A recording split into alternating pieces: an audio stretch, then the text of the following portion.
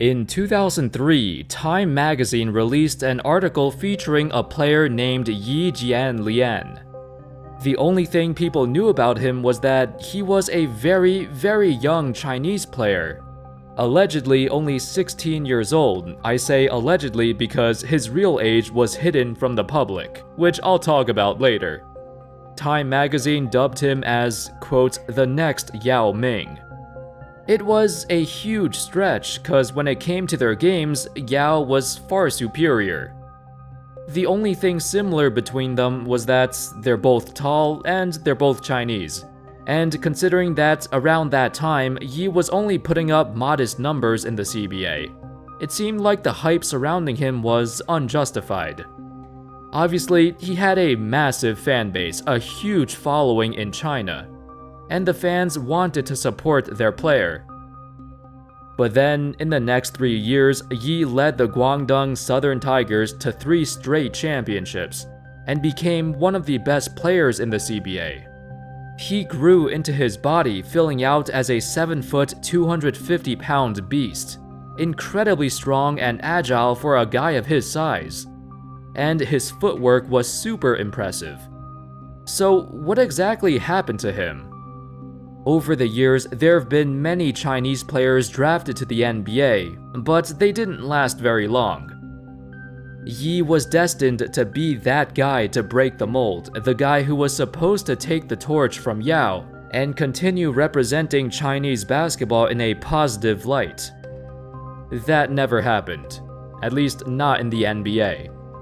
How's it going, folks? My name's Andy, and today, let's talk about Jianlian. What on earth happened to him? And why did his career fail so badly? The 2007 draft class was one of the more well-known classes of that decade. A class that included prominent prospects like Greg Oden and Kevin Durant, who had completely different journeys in the NBA. Other notable players included Al Horford, Mike Conley, Jeff Green, and Joakim Noah within the top 10 of that class. At number 6, the Milwaukee Bucks selected Yi.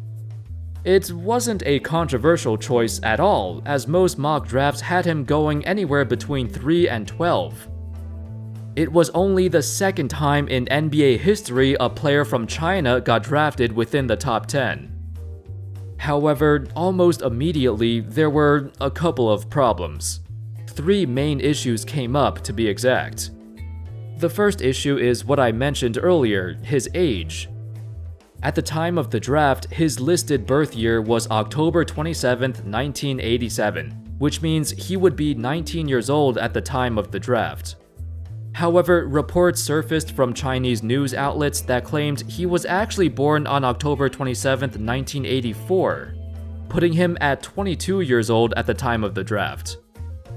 This was a huge deal, because the Bucks thought they were getting a 19-year-old with high potential. Finding out that he was 22 was a slap in the face for the Bucks organization, especially since he still needed a ton of development.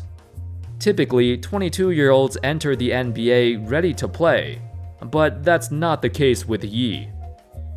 The second issue was Yi never really played against any US college athletes prior to the draft combine.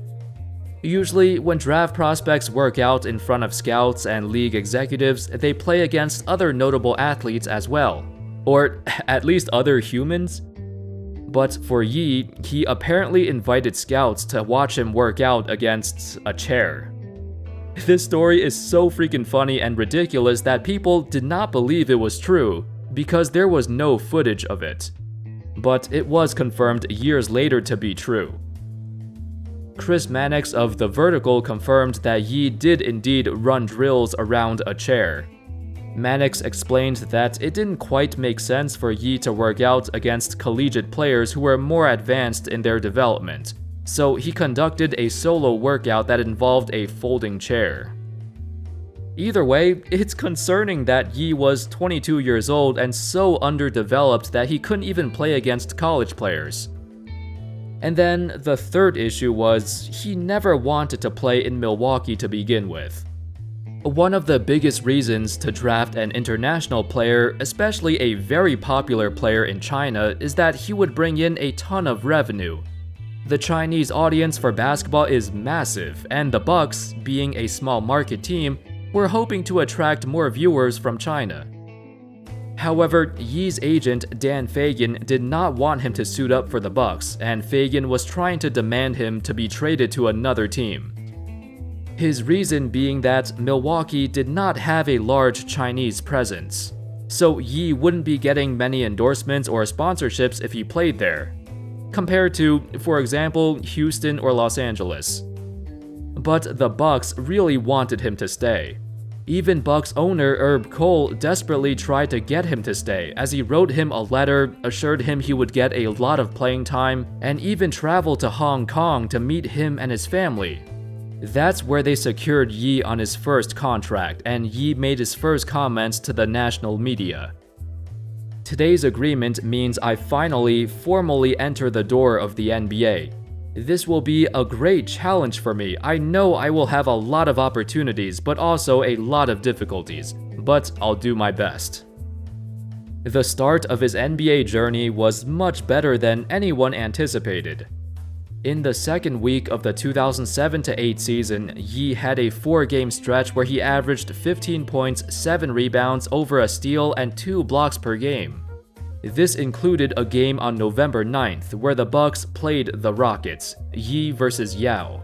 This game was watched by over 200 million people in China, and they certainly gave everyone a show. Yi scored 19 points on 7 of 12 shooting, while Yao scored 28 points. Yi was even named Rookie of the Month for December, as he averaged over 12 points and 6 rebounds during that period. Unfortunately, there was absolutely zero consistency in Yi's game. Most of the time, he was very lackluster, did not post up as often as he should have, shot too many mid-range jump shots. 58% of his total shots came from mid-range distance. While he was a good shooter in China, he was known for dominating in the paint. But in the NBA, the competition was tougher, the players much stronger, and the defense much better, so he could not overpower people by force. As his rookie season came to an end, Yi suffered a severe knee injury in April. Unfortunately for him, the Bucks realized that he wasn't cutting it. With averages of about 8 points and 5 rebounds on 42% shooting, it was a rather pitiful rookie season for a guy of his expectations. In the summer of 2008, he would get traded to the New Jersey Nets. After coming back from injury, he had a slow start, but was starting to show signs of improvements, and then he broke his hand. Then, a few months later in March, he suffered a severe ankle sprain. In late 2009, he sprained his MCL, forcing him to miss nearly 2 months. As you can tell, this would be a trend.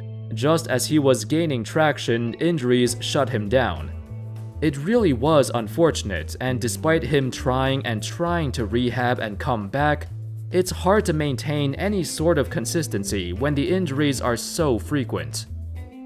After a couple more short stints with the Washington Wizards and Dallas Mavericks, that was it for Yi. 4 seasons in the NBA, injury-riddled and forgotten, Yi walked out of the NBA and realized it just wasn't for him. Afterwards, Yi made his way back to China and dominated there once again. From 2012 until 2020, he averaged 24 points a game with 11 rebounds, winning multiple championships and finals MVPs in the process. In 2016, he tried to make one last comeback, signing a 1-year, $8 million deal with the Lakers. But his last-ditch effort ultimately failed. Coach Walton complimented him and said that Yi was their best shooting big man during training camp, but he got waived prior to the season. That was it for the man once proclaimed as the next Yao Ming. The story of Yi was a journey of missteps, missed opportunities, and inaccurate expectations. While the scouts and media were excited to support a player who they believed could take over after Yao's departure, Perhaps it wasn't reasonable. The attributes that help him dominate Chinese basketball include his athleticism, his quickness, his footwork, and leaping ability. But compared to the average NBA big man, those attributes were not as advantageous as he thought. Even though the CBA is the third best basketball league in the world, it's still miles behind the NBA and significantly behind the EuroLeague as well. Yi was the most hyped up Chinese prospect since Yao, but it's quite clear that his game could not translate over to the NBA. The Bucks realized their mistake and they made the right decision to move on. Anyway, that's all, folks. That sums up the story of Jianlian. Let me know your thoughts in the comment section. Do you think we'll ever see another Chinese prospect become an NBA star again? I hope you guys enjoyed the video. Thank you all so much for watching, and as always, I'll see you next time. Peace.